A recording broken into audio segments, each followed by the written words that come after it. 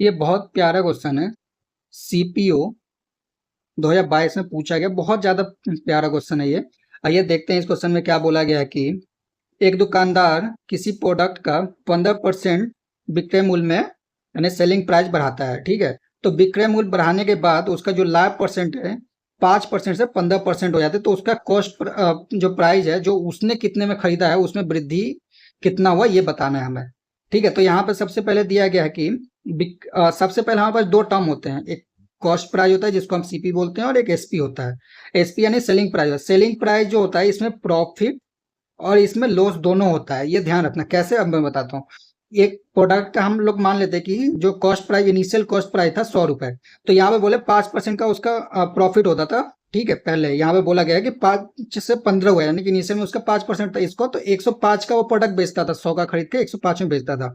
तो ये इस इनिशियल सेलिंग प्राइस ले लेते हैं, सेलिंग प्राइस 1 ले लेते हैं। अब ये बोल रहा है कि सेलिंग प्राइस जो है, सेलिंग प्राइस यानी कि इसमें SP1 में 100 SP1 में 15% की वृद्धि करता है, तो इसको SP2 ले लेते हैं। ठीक है, SP2 15% की, SP2 यानी कि सेलिंग प्राइस पहले वाले सेलिंग प्राइस में 15% सेलिंग बढ़ा के बेचता है, तो इसकी सेलिंग प्राइस ये हो गई।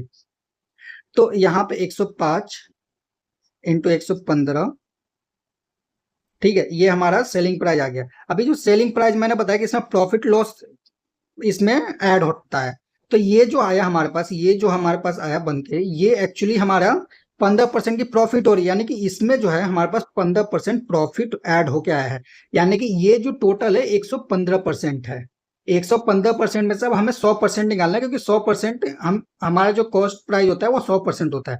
तो जो कॉस्ट प्राइस कैसे निकालेंगे, तो कॉस्ट प्राइस हम निकालेंगे इसका 105, ये पूरा लिख लेता हूँ कि इसको मल्टीप्लाई नहीं किया क्योंकि बाद में इसको काटना था।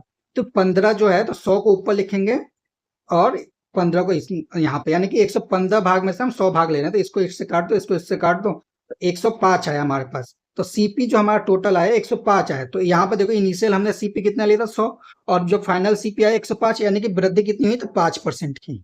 तो ये 5% की वृद्धि हुई। तो इसमें ध्यान रखना कि जो सेलिंग प्राइस होता है उसमें प्रॉफिट और लॉस इसमें निहित होता है, यानी कि इसमें एडेड होता है।